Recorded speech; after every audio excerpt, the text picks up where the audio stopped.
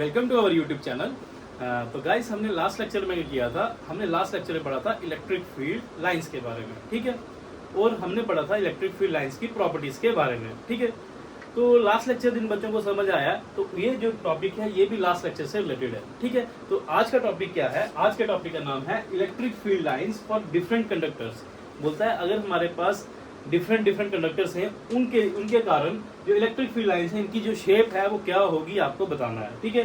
तो different conductors कौन से आएंगे? वो बोलता है कि अगर आपके पास क्या है, अगर आपके पास पॉइंट चार्ज है तो तब बताओ इलेक्ट्रिक फील्ड लाइंस की शेप क्या है अगर पॉइंट चार्ज है। अब जो पॉइंट चार्ज है दो किस्म के होते हैं, पॉइंट चार्ज पॉजिटिव भी हो सकता है, पॉइंट चार्ज नेगेटिव भी हो सकता है। तो आपने बताना है कि जो पॉजिटिव चार्ज है उसके कारण इलेक्ट्रिक फील्ड लाइंस की शेप क्या होती है और जो नेगेटिव चार्ज है उसके कारण इलेक्ट्रिक फील्ड लाइंस की शेप क्या होती है, ये बताना है। दूसरा आपने बताना है कि अगर आपके पास क्या है, डाइपोल है, मींस टू इक्वल और अपोजिट चार्ज है, डाइपोल के लिए जो इलेक्ट्रिक फील्ड लाइंस की जो शेप है वो कैसी होगी। और आपने साथ में इसके बताना है कि अगर हमारे पास two equal and same charge हो, डाइपोल में क्या होता है, टू इक्वल और अपोजिट चार्ज होते हैं, अगर सेम चार्ज हो, दो इक्वल और सेम चार्ज हो, उसके कारण जो इलेक्ट्रिक फील्ड लाइंस है इनकी शेप है क्या होगी वो आपको बतानी है, ठीक है। तो देखो ये जैसे जो क्वेश्चन है ये बहुत लॉजिकल है, जिससे लास्ट लेक्चर पढ़ा होगा बहुत इजीली समझ आएगा, ठीक है। तो सबसे पहले जो चार्ज डिफरेंट चार्ज कंडक्टर में से हम पहला चार्ज कंडक्टर लेते हैं वो है क्या, पॉइंट चार्ज। एक आइसोलेटेड दैट इज सेपरेटेड, एक आइसोलेटेड चार्ज का मतलब होता है एक ऐसा चार्ज जिस चार्ज पे एक्सटर्नल फोर्स जो एक्ट कर रही है वो जीरो है। एक्सटर्नल फोर्स कौन हो सकती है? प्रेशर, टेम्परेचर, उसका कोई इंपैक्ट नहीं होता, इसलिए उसको बोलते हैं आइसोलेटेड चार्ज। अब आइसोलेटेड चार्ज में पहला चार्ज हम कौन सा बोल रहे हैं? Point charge. तो पहला आ गया पॉजिटिव, पॉइंट चार्ज में कौन सा पहला पार्ट? Positive charge. अब जो पॉजिटिव चार्ज है, एक इंडिविजुअल पॉजिटिव चार्ज है, उस चार्ज के लिए जो इसकी शेप है, इलेक्ट्रिक फील्ड लाइंस की जो शेप है वो क्या होती है वो आपको बतानी है, ठीक है। अब जनरली पॉजिटिव चार्ज के लिए क्या होता है, पॉजिटिव चार्ज ड्रॉ करेंगे, मैंने लेट्स कर दिया, ये पॉजिटिव चार्ज मैंने ड्रॉ कर दिया, ये पॉजिटिव चार्ज ड्रॉ कर दिया। अब जो इलेक्ट्रिक फील्ड लाइंस की शेप क्या होगी वो कैसे पता चलेगा? बहुत सिंपल सा लॉजिक है। इलेक्ट्रिक फील्ड लाइंस की जब हमने डेफिनेशन पढ़ी थी तो हमने बोला था जिस रास्ते से अगर टेस्ट चार्ज में इसके पास लाऊं, जिस रास्ते से वो टेस्ट चार्ज जाता है उसी रास्ते को इलेक्ट्रिक फील्ड लाइन बोलते हैं। कुछ ही करेंगे सेम, अगर मैं पॉजिटिव चार्ज है यहाँ पे मैं test unit positive test charge ले आऊँ प्लस का, ये क्या करेगी, इसको इस डायरेक्शन में धकेलेगी, इस डायरेक्शन में फोर्स लगाएगी, तो इसकी जो शेप होगी वो क्या होगी, ये इस डायरेक्शन में लगाएगी और ये कहाँ तक जाएगा, इन्फिनिटी तक जाएगा। तो इसलिए पॉजिटिव के लिए जो शेप होती है वो क्या होती है, रेडियली आउटवर्ड। तो इलेक्ट्रिक फील्ड क्या होती है, अलोंग द रेडियस आउटवर्ड। जैसे पॉजिटिव कहाँ जाएगा, बाहर की तरफ, ये आएगी इसकी शेप, ठीक है। ये जाएगी कहाँ से, ये सरफेस से स्टार्ट होगी, इलेक्ट्रिक फील्ड की शेप सरफेस स्टार्ट होगी और कहाँ है, एंड कहाँ करेगी, ये इन्फिनिटी पे क्या करेगी, एंड करेगी। ये इन्फिनिटी का साइन होता है, ठीक है, इन्फिनिटी। ये कहाँ पे एंड करेगी, इन्फिनिटी पे। इसी तरह यहाँ पे अगर चार्ज रखूंगा ये ऐसे जाएगी, यहाँ से जाएगी इन्फिनिटी पे एंड करेगी, यहाँ पे जाऊंगा यहाँ पे जाएगी इन्फिनिटी पे एंड करेगी, ऐसे ऐसे। ये बेसिकली ऐसी क्या हो जाएगी, शेप हो जाएगी, ये शेप हो जाएगी। इसके कारण जो पॉजिटिव चार्ज है उसके कारण जो शेप होगी क्या होगी, रेडियली आउटवर्ड। तो इसकी जो शेप है वो कैसी दिख रही है, देखो अगर ये शेप है, अगर मैं यहाँ पे क्या करूँ, यहाँ पे एक सर्कल बनाऊँ यहाँ पे, तो इसकी जो शेप कैसी है, अगर सेंटर पे मैं खड़ा हूँ तो मुझे हर एक पॉइंट पे क्या दिखेगा, ये जो डिस्टेंस, ये सारे डिस्टेंस बराबर दिखेंगे। और कौन सी ऐसी फिगर है जहाँ पे जो सेंटर से खड़े होकर डिस्टेंस बराबर होते हैं, वो स्फीयर होता है, ठीक है। इसकी शेप एक नंबर में आती है। इसकी शेप कैसी होती है पॉइंट चार्ज के कारण, इसकी होती है स्फेरिकल। कैसी होती है, स्फेरिकल। और कैसी होती है, नाम क्या होती है, सिमेट्रिकल।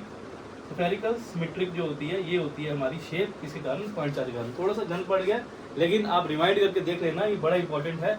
इसके ये इंपॉर्टेंट है, ये एक नंबर का क्वेश्चन आपका इंपॉर्टेंट है कि जो शेप होती है पॉजिटिव चार्ज के कारण वो क्या होती है, वो होती है स्फेरिकल सिमेट्रिक। और ये होती कैसी है, ये अगर ड्रॉ करेंगे तो ये पॉइंट चार्ज देंगे, यहाँ सरफेस से ऐसे लाइन ड्रॉ कर देनी है आपने ऐसे करके, ठीक है।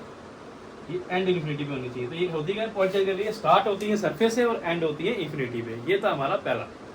अब हमारा जो सेकंड पार्ट है वो है कि जो नेगेटिव चार्ज है, इस नेगेटिव चार्ज के कारण जो शेप है वो कैसी होती है और वो मुझे ड्रॉ करके बतानी है। तो सिमिलरली क्या होता है, एक नेगेटिव चार्ज हम ले लेंगे यहाँ पे, ये मैंने ले लिया नेगेटिव चार्ज, ठीक है, थोड़ा नीचे लेते हैं इसको, ठीक है।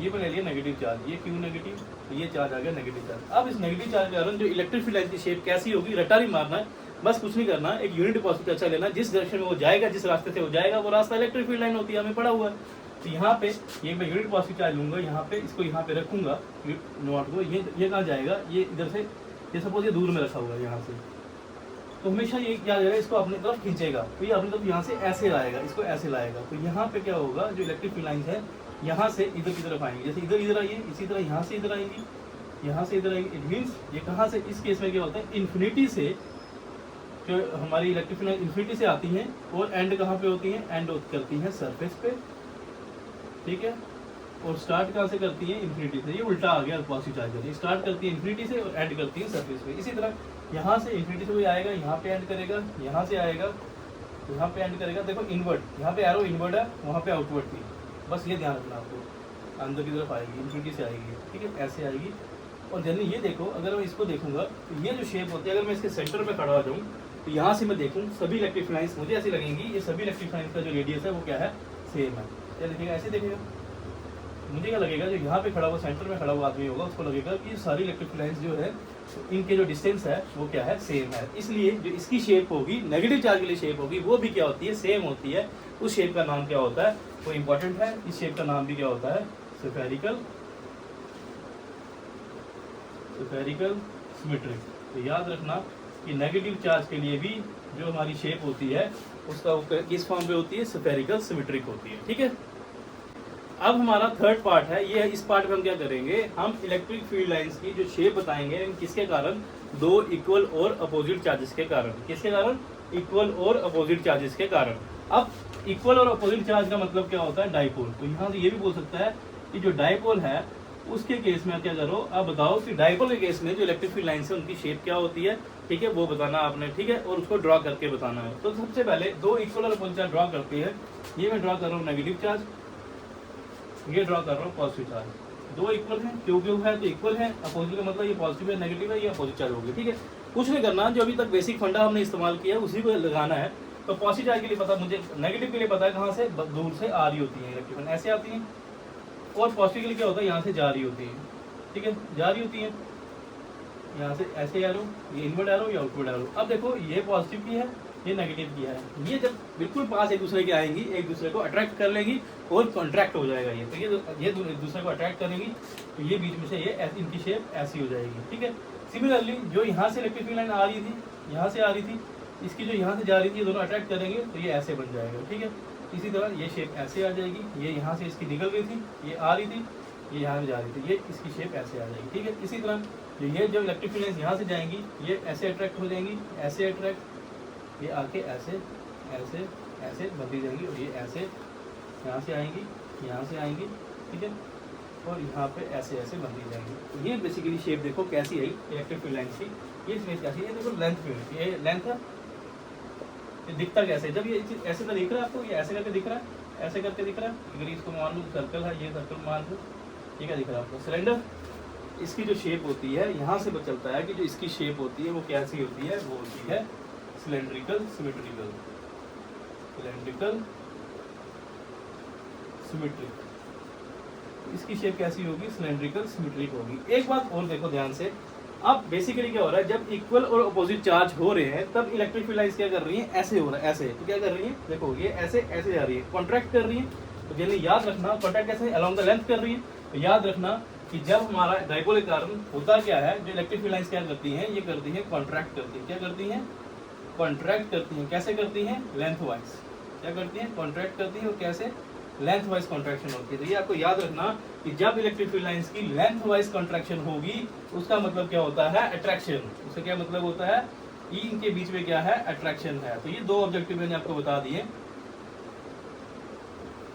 पहली तो इसकी ये होगा, इसकी शेप क्या है, वो कैसी है, सिलेंड्रिकल सिमेट्रिकल, क्योंकि सिलेंडर की फॉर्म बन रही है। दूसरा है इसकी डायग्राम बनाओ, डायग्राम आप बना लोगे। तीसरा है कि अगर इस केस में, अगर टू इक्वल एंड अपोजिट के केस में क्या होता है, डाइपोल के केस में क्या होता है, लेंथ वाइज कॉन्ट्रैक्शन होती है। कैसी कॉन्ट्रैक्शन होती है, लेंथ वाइज कॉन्ट्रैक्ट करता है। और लेंथ वाइज कॉन्ट्रैक्शन का मतलब क्या होता है, अट्रैक्शन। क्योंकि देखो नेगेटिव पॉजिटिव था ना, अट्रैक्ट कर रहा था, तो ये आ गया लेंथ वाइज कॉन्ट्रैक्शन। तो ये था हमारा डाइपोल। अब हमारा फोर्थ पार्ट है वो क्या बोलता है, वो बोलता है कि इलेक्ट्रिक फील्ड लाइंस की शेप बताओ, लेकिन किसके लिए, दो इक्वल और सेम चार्ज, लेकिन कैसे, पॉजिटिव। तो आपने क्या करना है, दो इक्वल चार्ज लेने हैं और पॉजिटिव सेम चार्ज लेने हैं। तो मैं क्या कर रहा हूँ, मैं यहाँ पे एक पॉजिटिव चार्ज बना दिया ये वाला मैंने, और यहाँ पे दूसरा बना दिया ये। तो यहाँ पे क्या हुआ, मैंने दो इक्वल और सेम चार्ज लिए, ठीक है, और कैसे, पॉजिटिव लिए। इस केस में इलेक्ट्रिक फील्ड लाइंस की शेप कैसी होती है वो बताना है, और आपको ये बताना है कि ये किसको दर्शाती है, प्रेशर को बताती है, कंट्रैक्शन को, लेटरल कंट्रैक्शन या लेटरल प्रेशर के बारे में बताती है, या लेंथ वाइज कॉन्ट्रैक्शन के। लेंथ वाइज कॉन्ट्रैक्शन हो गया। अब देखो इसमें क्या होगा, जनरली ये पॉजिटिव चार्ज इसलिए क्या होगा, एक रे ऑफ लाइट जाएगी बाहर की तरफ, यहाँ से जाएगी, इस ये भी पॉजिटिव है, यहाँ की तरफ जाएगी बाहर की तरफ, यहाँ पे ये पॉजिटिव हो गया, ये पॉजिटिव। अब क्या होगा, ये पॉजिटिव पॉजिटिव एक दूसरे को रिपेल करेंगे, एक दूसरे पे हल्का सा प्रेशर लगाएंगे, लेटरल प्रेशर लगाएंगे लेटरल डायरेक्शन में।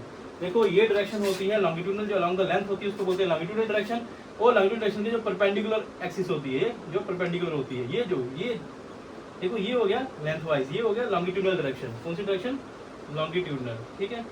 अब मेरी देख ले, ये लॉन्गिट्यूडनल डायरेक्शन होती है, और जो लॉन्गिट्यूडनल डायरेक्शन के परपेंडिकुलर डायरेक्शन आती है, इस डायरेक्शन को बोलते हैं लेटरल डायरेक्शन। कौन सी डायरेक्शन, लेटरल डायरेक्शन। ये इंपॉर्टेंट टर्म है, ये बेसिकली बहुत बच्चों को क्लियर नहीं होता, लेटरल डायरेक्शन क्या होती है या लेटरल डायमेंशन क्या होती है। लेटरल डायमेंशन वो डायमेंशन होती है जो लॉन्गिट्यूडनल डायरेक्शन के परपेंडिकुलर होती है, ठीक है। अब ये बोलता है कि जब ये एक दूसरे पे रिपेल करेंगे, जब ये रिपेल करेंगे तो ये इसको इधर धक्का मारेगा, ये इसको इधर धक्का मारेगा, तो यहाँ से ये इधर घूम जाएगा, ये इधर घूम जाएगा। और इसी तरह जब ये वाली आएगी, इसकी ये वाली आएगी, ये दूसरे को एक दूसरे को क्या करेंगी, रिपेल करेंगी, तो यहाँ से इधर इधर, इस तरह जो शेप बनेगी ऐसे ऐसे ऐसे। तो इस केस में ऐसे ऐसे बनेगी। ये वाली जो आएगी इसकी यहाँ पे आएगी, दूसरे को रिपेल करेगी, ये पॉजिटिव है, ये इधर जाएगी, ये इधर जाएगी। तो ये बेसिकली क्या होगा, एक ऐसा पॉइंट आएगा यहाँ पे एक दूसरे पे ये क्या करेंगे, प्रेशर लगा रहे होंगे। इट मींस कि जब इक्वल और सेम पॉजिटिव होते हैं उस दौरान क्या होता है, जैसे वहाँ पे लेंथ वाइज कंट्रैक्शन होती थी, यहाँ पे क्या होगा, लेटरल प्रेशर लगता है। क्या लगता है, लेटरल प्रेशर। और अगर लेटरल प्रेशर लगा है, इस फिगर में क्या लेटरल प्रेशर लगा इलेक्ट्रॉन एक दूसरे पर, लेटरल प्रेशर का मतलब क्या होता है, रिपल्शन। जैसे वहाँ पे अट्रैक्शन होता था तो यहाँ पे मतलब क्या हुआ, रिपल्शन। रिपल्शन नहीं है तभी तो धक्का मार रहे हैं, वही तो लेटरल प्रेशर है।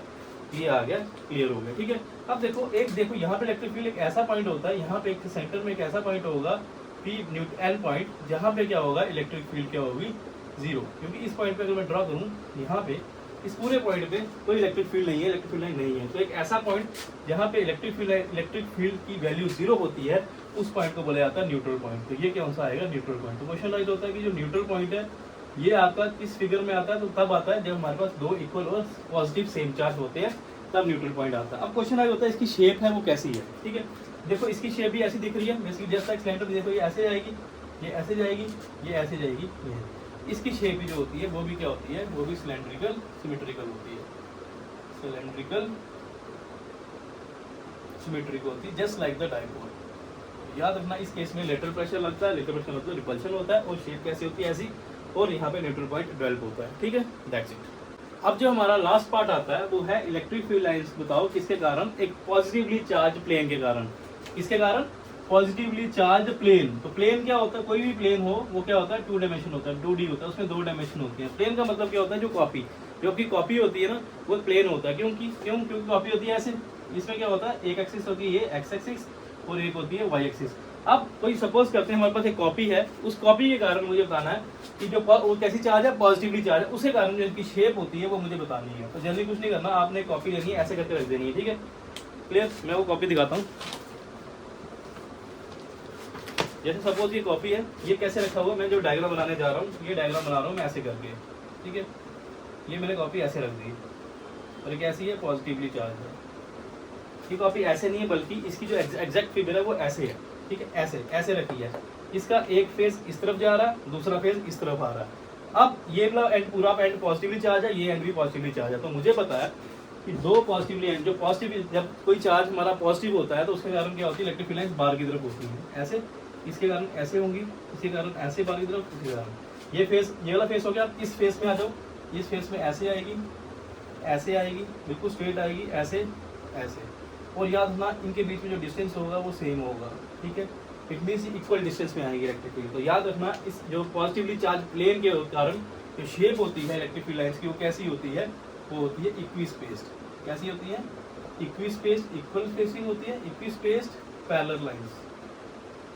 इसकी शेप क्या होगी, इक्वी स्पेस्ड पैरेलल लाइंस जो होगी, ये बेसिकली शेप होती है electric field lines due to charge conductors. तो ये था हमारा टॉपिक आज का। अब जो हमारा टॉपिक है, इस टॉपिक का नाम है एरिया वेक्टर। तो पहले बच्चों को तो ये नहीं पता होता कि जो एरिया है वो एक वेक्टर है, ना कि स्केलर है। वो भी अपनी जगह ठीक है, क्यों नहीं पता चलता, क्योंकि जब भी हम अभी छोटी क्लासेस में हमें जब सिखाया जाता है तो हमें बोला जाता है कि जो एरिया है ना किसी चीज़ का, वो 20 मीटर स्क्वायर है, ऐसे बताया जाता है। तो वहाँ पे पहले तो पता होना चाहिए स्केलर और वेक्टर में डिफरेंस क्या होता है। तो मैंने अपनी प्रीवियस लेक्चर्स में, जो मेरी क्लास 11th की प्लेलिस्ट बनी हुई है इस चैनल पे, उसमें जाके मैंने वेक्टर के 3 लेक्चर डाले हैं। तो वो जाके देखोगे, क्लियर हो जाएगा स्केलर क्या होता है, वेक्टर क्या होता है और टेंसर क्या होता है। ठीक है। अब वेक्टर वो चीज़ होती है जिसकी क्या होता है, मैग्नीट्यूड भी हो, वो क्वांटिटी होती है इसका मैग्नीट्यूड भी हो, डायरेक्शन भी हो और वो वेक्टर लॉज को फॉलो करे। वो जो क्वांटिटीज होती हैं वो वेक्टर होती हैं। अब वो बोलते हैं कि जो एरिया है बताओ स्केलर है या वेक्टर है। अगर तो वेक्टर है तो क्या होगा, उसकी डायरेक्शन होगी। अगर डायरेक्शन होगी तो वो डायरेक्शन कहाँ होती है, ये बस आपको इस टॉपिक में बताना है, ठीक है। ये क्यों बताना है, क्योंकि जो ये टॉपिक है, एक ये वाला टॉपिक, एक इसके बाद जो फ्लक्स वाला टॉपिक, वो दोनों टॉपिक क्या है, वो फाउंडेशन है किसके लिए, गॉस थ्योरम के लिए, जो हमारी मोस्ट इंपॉर्टेंट है, चाहे वो बोर्ड एग्जाम के लिए चाहे वो कॉम्पिटिटिव एग्जाम के लिए। उन दोनों के टर्म्स को, गॉस थ्योरम का पढ़ने से पहले आपको दो टर्म आनी चाहिए। एक एरिया वेक्टर क्या होता है वो पता होना चाहिए, उसकी डायरेक्शन कहाँ होती है पता होना चाहिए, और आपको पता होना चाहिए कि जो इलेक्ट्रिक फ्लक्स है वो क्या होता है। इसका अगला टॉपिक पढ़ेंगे हम फ्लक्स। अब जो एरिया वेक्टर होता है ये क्या होता है, एरिया एक वेक्टर है तो कैसे पता चलेगा। देखो अगर मैं एरिया लिख रहा हूँ, एरिया 20 मीटर स्क्वायर है, तो ये तो मैग्नीट्यूड हुआ, सिर्फ डायरेक्शन तो मैंने मेंशन नहीं की।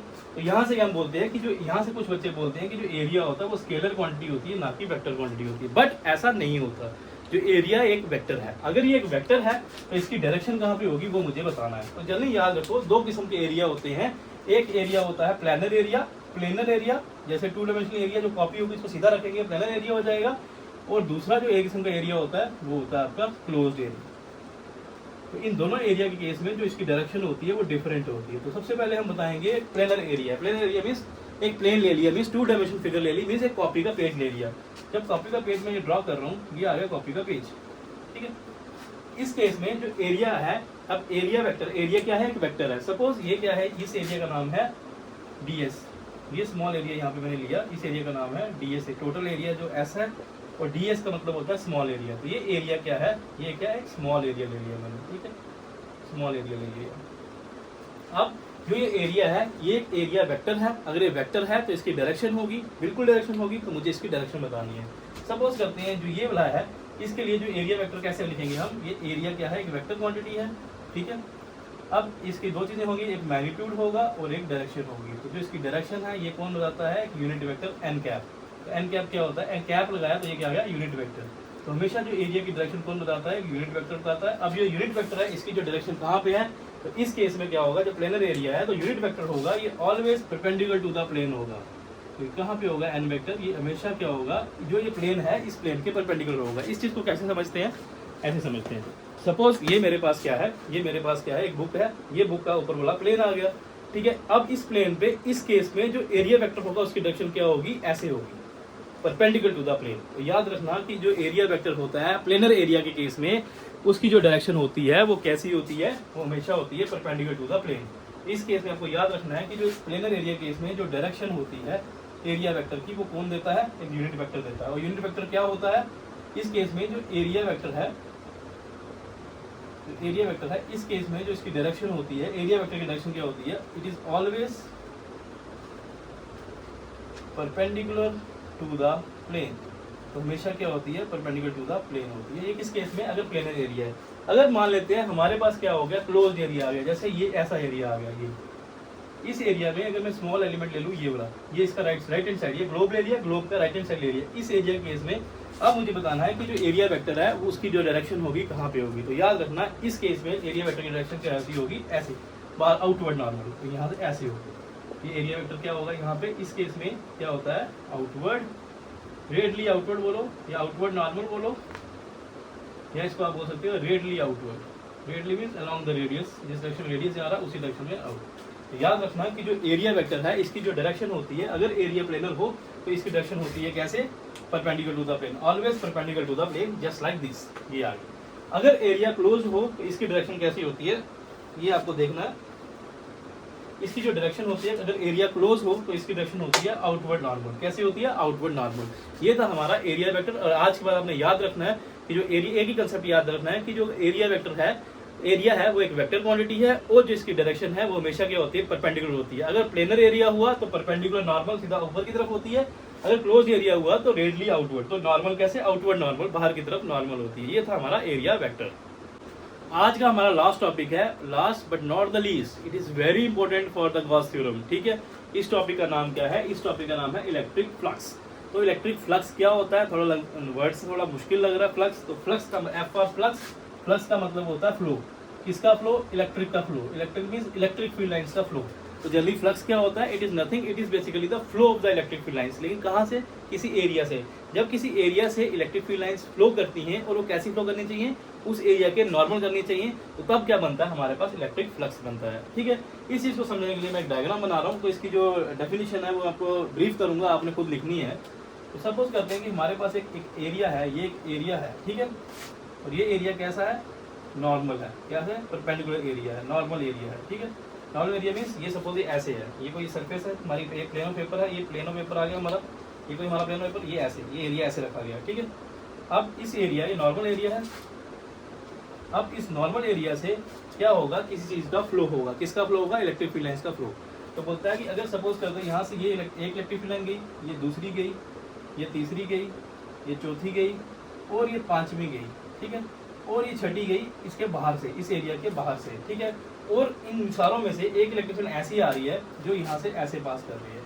ये कैसे पास कर रही है, ये सारी कैसे पास कर रही है, परपेंडिकुलर पास कर रही है इसके। ठीक है, और ये जो कैसे पास कर रही है, ये किसी एंगल से पास कर रही है। ठीक है, अगर आपने कितने होगी, ये एक हो गई, ये दो, ये तीन, ये चार, ये पाँच, 6, 7। अब जो इलेक्ट्रिक फ्लक्स है इसकी डेफिनेशन क्या बोलती है, ये बोलती है कि electric flux through a area, हमेशा जो इलेक्ट्रिक फ्लक्स हो किसी एरिया से होगा। तो याद हमें इसकी डेफिनेशन में बोल रहा हूँ, आपको लिखनी है। तो electric flux through a area, लेकिन कौन सा area, which is held in electric field, जो इलेक्ट्रिक फील्ड में रखा गया है। मैं लिख देता हूँ, तो यहाँ पे मैं लिख देता हूँ कि जो इलेक्ट्रिक फ्लक्स की डेफिनेशन क्या होगी। इलेक्ट्रिक फ्लक्स किसके बराबर होता है, electric flux through an area, किसी एरिया से, थ्रू एन एरिया, लेकिन कहाँ पे रखा हुआ, विच इज हेल्ड कहाँ पे रखा गया, which is held in electric field is defined as. तो इलेक्ट्रिक फ्लक्स क्या होता है, is defined as number of electric field lines passing normally. Passing कैसे पास करें, कितनी number of electric line passing कैसे पास करें, नॉर्मली मींस परपेंडिकुलरली। तो ये क्या होता है, number of the electric field lines passing normally through an area is known as electric flux. Electric flux क्या होता है, जितनी number of electric field lines normally किसी एरिया को पास करेगी वही दर्शाता है किसको, इलेक्ट्रिक फ्लक्स को।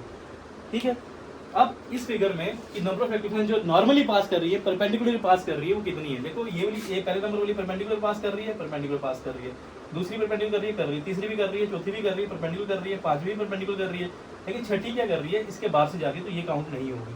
सातवीं देखो, ये क्या है, परपेंडिकुलर कर रही है, नहीं, ये किसी एंगल पे कर रही है, कुछ सर्टेन एंगल है, तो ये भी काउंट नहीं होगी। तो यहाँ पे जो फ्लक्स आ जाएगा वो कितना आ जाएगा, 5 आ जाएगा, कि जितनी नंबर ऑफ इलेक्ट्रिक पास कर रही है उतना ही क्या हो जाएगा, फ्लक्स। तो याद रखो, जो इलेक्ट्रिक फ्लक्स है इसको डिनोट करते हैं, एक इंपॉर्टेंट वर्ड है, लेटर है, ग्रीक लेटर है, इसको बोलते हैं फाई। क्या बोलते हैं, PHI, फाई। तो इसको फाई करते हैं। अगर ये इलेक्ट्रिक फ्लक्स है तो फाई ई लिख देते हैं, अगर मैग्नेटिक फ्लक्स है तो फाई बी लिख देते हैं। ठीक है, इसको डिनोट करते हैं किससे, फाई ई से। इस केस में जो इलेक्ट्रिक फ्लक्स आ जाएगा, वो कितना आ जाएगा, इसके बराबर होगा number of the electric field lines passing normally through an area. तो नॉर्मली कितनी कर रही है, 5। तो यहाँ इस केस में जो फ्लक्स आ जाएगा, 5 आ जाएगा। ये तो छोटी सी हमारी डेफिनेशन कि जो इलेक्ट्रिक फ्लक्स होता है वो क्या होता है, और मैंने उसको डिफाइन करके बताया, और फिगर की हेल्प से मैंने उसको बताया। और मैंने क्या बताया, इसको डिनोट करते हैं फाई ई से, तो ये फाई ई से डिनोट होता है। ठीक है, ओके। अब हम पढ़ेंगे इलेक्ट्रिक फ्लक्स का जो मैथमेटिकल फार्मूला है वो क्या होता है। तो चलिए याद रखो, मैथमेटिकली जो इलेक्ट्रिक फ्लक्स होता है उसका फार्मूला क्या होता है, ये आपको ध्यान रखना है। ठीक है, तो मैथमेटिकली क्या होता है, जो फ्लक्स होता है, फाई ई होता है, वो क्या होता है, जो फ्लक्स होता है वो बेसिकली क्या होता है, वो प्रोडक्ट होता है किसका, 2 चीज़ों का। एक होता है इलेक्ट्रिक फील्ड का, लेकिन इलेक्ट्रिक फील्ड इनटू एरिया, जितने एरिया से पास हो रहा हो उसका एरिया वेक्टर, और जो इलेक्ट्रिक फील्ड वेक्टर है, इन दोनों का प्रोडक्ट होता है। इस चीज़ को समझेंगे, ध्यान रखेंगे। अब इलेक्ट्रिक फील्ड का कौन सा कंपोनेंट, वो कंपोनेंट, इलेक्ट्रिक फील्ड का कंपोनेंट वो component of the electric field, component of electric field which is perpendicular to the plane। जो प्लेन या एरिया, जिस एरिया से इलेक्ट्रिक फील्ड निकाल रहे हैं उसके जो परपेंडिकुलर कंपोनेंट होगा वो इनटू द एरिया वेक्टर, जो भी एरिया वेक्टर होगा उसका। जैसे इस चीज को समझते हैं, अगर हमारे पास क्या हो, एरिया हो प्लेनर एरिया, कैसा हो, प्लेनर एरिया। ठीक है, मान लेते हैं नॉर्मल एरिया है, कैसे, जो अभी पीछे डायग्राम बनाई थी, ये नॉर्मल एरिया। ठीक है, ये नॉर्मल एरिया। इस केस में क्या होगा, इलेक्ट्रिक फील्ड यहाँ से आ रही है, ऐसे जा रही है, यहाँ से आ रही है, ऐसे जा रही है। ठीक है, तो ये एक स्मॉल सा, ये पूरा एरिया S है, मैं यहाँ पे एक स्मॉल एरिया ले रहा हूँ DS। ठीक है, और इस स्मॉल एरिया ds का जो एरिया वेक्टर होगा वो हमें पता है हमेशा आउटवर्ड नॉर्मल होगा, यहाँ पे होगा आउटवर्ड नॉर्मल, ये क्या आ जाएगा ds वेक्टर। क्लियर। इसी तरह ये इलेक्ट्रिक फील्ड लाइन यहाँ से आ रही है, इलेक्ट्रिक फील्ड लाइन यहाँ जा रही है, तो यहाँ से भी इलेक्ट्रिक फील्ड लाइन की जो भी यहाँ मीन्स कि इस केस में क्या होगा, इलेक्ट्रिक फील्ड और जो हमारी एरिया वेक्टर है दोनों सेम डायरेक्शन में होंगे। दोनों क्या होंगे, सेम डायरेक्शन में होंगे। अगर दोनों सेम डायरेक्शन में होंगे इट मीन्स इनके बीच में जो एंगल होगा वो कितना होगा, 0 डिग्री होगा। या इसका मतलब क्या है, जो ds वेक्टर है एरिया वेक्टर वो पैरेलल है किसके, ई वेक्टर के। जब तो कोई चीज पैरेलल होती है तभी एंगल उसका 0 होता है। तो इस केस में अगर मुझे बताना है कि इलेक्ट्रिक यहाँ पे फार्मूला क्या बनेगा, यहाँ फार्मूला क्या बनेगा, यहाँ पे the component of the electric field which is perpendicular to the plane. ये जो प्लेन है पूरा, इसका कंपोनेंट कौन सा इलेक्ट्रिक फील्ड का जो परपेंडिकुलर, यही कंपोनेंट खुद ही परपेंडिकुलर है। यहाँ पे क्या आ जाएगा, ई इनटू एरिया। अब एरिया का कौन सा कंपोनेंट है, ds कंपोनेंट है, तो यहाँ पे ds लिखो या डेल्टा s लिखो, तो यहाँ पे मैं डेल्टा s लिखूंगा। तो ई डेल्टा s क्या हो जाएगा, ये हमारा आ जाएगा इलेक्ट्रिक फील्ड का, सॉरी इलेक्ट्रिक फ्लक्स का फार्मूला। इलेक्ट्रिक फ्लक्स क्या होता है, the component of the electric field which is normal to the plane into the area vector. तो eds क्या होता है, ये e, इसको d लिख दो यार, कोई बात नहीं, इसको ed लिख दो। यहाँ पे eds क्या होता है, इसका फार्मूला बन जाता है। लेकिन ये फार्मूला कब है, जब हमारा जो हमारा एरिया है वो क्या है, नॉर्मल है, कैसा है, परपेंडिकुलर। लेकिन अब क्वेश्चन राइज होता है छोटा सा। अब देखना, अब इस जो ये लाइन लिखी है इसका मतलब क्या है वो देखते हैं, निकालते हैं। ठीक है, अब अगर एरिया हो गया इंक्लाइंड, एरिया कैसा होगा, परपेंडिकुलर नहीं, एरिया हो गया इंक्लाइंड। जैसे अब एरिया कैसे हो गया, टेढ़ा हो गया, थोड़ा सा टेढ़ा हो गया, ऐसे करके एरिया टेढ़ा हो गया। अब जो इलेक्ट्रिक फील्ड लाइन होगी वो तो ऐसे जाएगी। इस केस में जो एरिया वेक्टर होगा, ये suppose area vector small area है ds, इसका जो एरिया वेक्टर हो जाएगा वो कैसे हो जाएगा, देखो ध्यान से, आउटवर्ड नॉर्मल। इस केस में क्या हो जाएगा, ऐसे हो जाएगा। या मैं इसको थोड़ा सा और चेंज करता हूँ, ज़्यादा इंक्लाइंड हो गया, हल्का सा मैं इंक्लाइंड करता हूँ इसको, ये ऐसे इंक्लाइंड करता हूँ। ठीक है, इस केस में इलेक्ट्रिक फील्ड लाइन ऐसे जाती, सीधी जा रही थी, सीधी जा रही थी। जब यहाँ से गुजरेगी, इस दौरान जब यहाँ से इलेक्ट्रिक फील्ड लाइन गुजरेगी, यहाँ पे इलेक्ट्रिक फील्ड लाइन जब गुजरेगी यहाँ से, तो यहाँ पे ऐसे गुजरेगी। इस केस में वो यहाँ पे कुछ एंगल बनाएगी, ये इलेक्ट्रिक फील्ड लाइन क्या करेगी, कुछ एंगल बनाएगी इस एरिया के साथ। ठीक है, अब जब ये एरिया थोड़ा और प्रिसाइज बनते जाएगा, क्लियर नहीं है थोड़ा। ठीक है, अगर हमारा क्या हो जाएगा, एरिया क्या हो जाएगा, इंक्लाइंड। एरिया कैसा हो गया, inclined, inclined area. Inclined area case में फार्मूला क्या डिराइव होगा वो देखना है। ठीक है, ये थोड़ा सा टेढ़ा कर लो, इससे ज़्यादा नहीं, थोड़ा सा टेढ़ा कर लो। ठीक है, ये इलेक्ट्रिक फील्ड ऐसे जाएगी, इलेक्ट्रिक फील्ड ऐसे जाएगी, तो यहाँ पे कुछ एंगल बनाएगी यहाँ पे एरिया के साथ। अब जो इलेक्ट्रिक फील्ड है इसके दो कंपोनेंट हो जाएंगे। ठीक है, इससे एक कंपोनेंट हो जाएगा यहाँ पे, देखो ध्यान से। ठीक है, एक कंपोनेंट हो जाएगा यहाँ पे, ये हो जाएगा ई कॉस थीटा, और यहाँ पे एक कंपोनेंट हो जाएगा यहाँ पे ई साइन थीटा। ठीक है, तो हमें कौन सा कंपोनेंट लेना, क्योंकि इलेक्ट्रिक फील्ड इनटू एरिया, लेकिन कंपोनेंट कौन सा, which is normal to the plane, वो कंपोनेंट जो इसके नॉर्मल है, तो ये कंपोनेंट के लिए नॉर्मल है।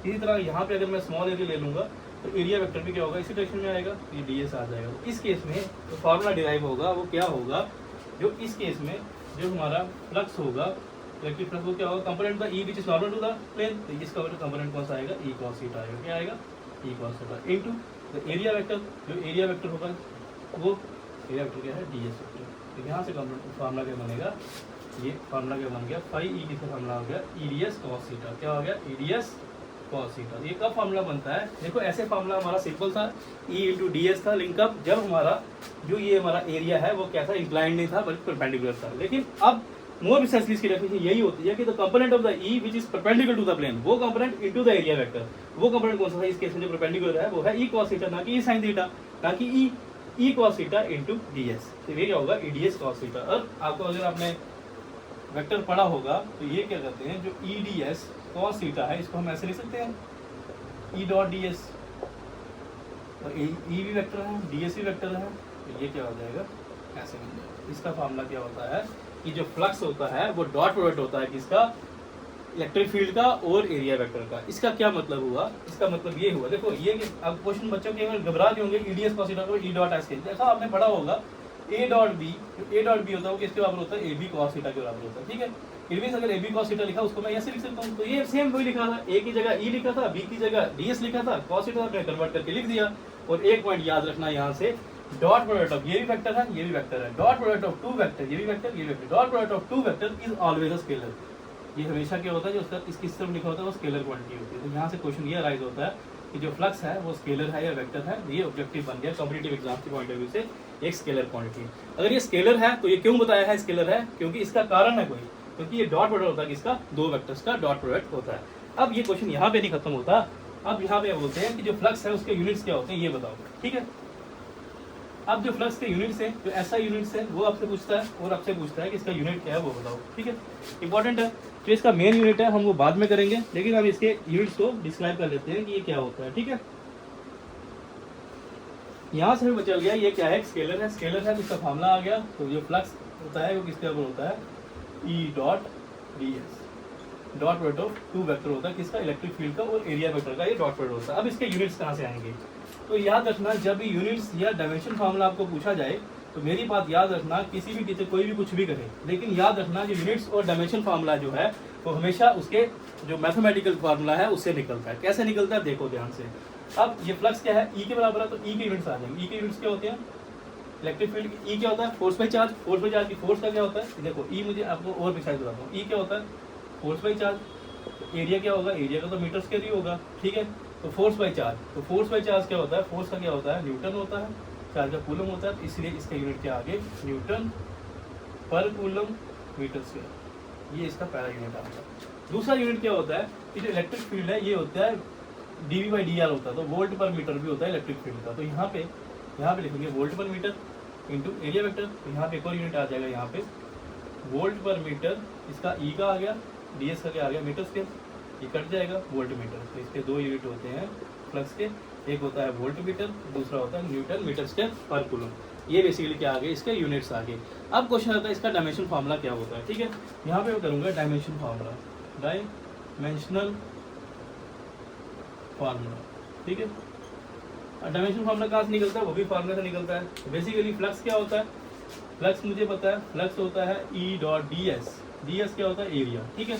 अब इलेक्ट्रिक फील्ड का जो फार्मूला होता है वो क्या होता है, फोर्स बाई चार्ज। फोर्स का यूनिट क्या होता है, ये क्या होता है, फोर्स बाई चार्ज। तो फोर्स का लिखेंगे, फोर्स का क्या होता है, मास इंटू मास, ये एल टी माइनस टू, ये एक्सेलरेशन आ गया, ठीक है, अपॉन चार्ज। चार्ज का क्या होता है 80 into area vector. Area vector क्या होता है, एल स्क्वायर, ठीक है। यहाँ से सिंपल हो गया, when basis of same powers are added, ये क्या हो जाएगा, इसकी 1 है, इसकी 2 है, ये आ जाएगा m l3 t माइनस 2 के ऊपर जाएगा, a माइनस 1 आ जाएगा, ये ऊपर जाएगा t माइनस 1 आ जाएगा, ठीक है।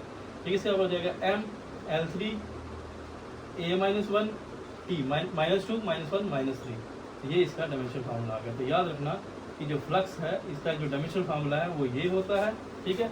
और जो इसके यूनिट्स हैं ये दो होते हैं, एक होता है ये यूनिट न्यूटन मीटर स्क्वायर पर कूलम और दूसरा होता है वोल्ट पर मीटर। ये दोनों यूनिट्स आपको आने चाहिए। और ये क्या होता है, डॉट प्रोडक्ट होता है दो वेक्टर्स का, इसलिए ये क्या होता है, स्केलर होता है। क्या होता है, स्केलर क्वांटिटी होती है। तो ये आपसे इनमें से ऑब्जेक्टिव पूछ सकता है, तो ये आपको ऑब्जेक्टिव याद रखने हैं। ये था हमारा फ्लक्स। ये फ्लक्स और एरिया वेक्टर जो है इनका जो कंसेप्ट है ये यूज होगा हमारे नेक्स्ट वीडियो में, जिसमें हम पढ़ेंगे गॉस थ्योरम, ठीक है। Thanks for watching our video.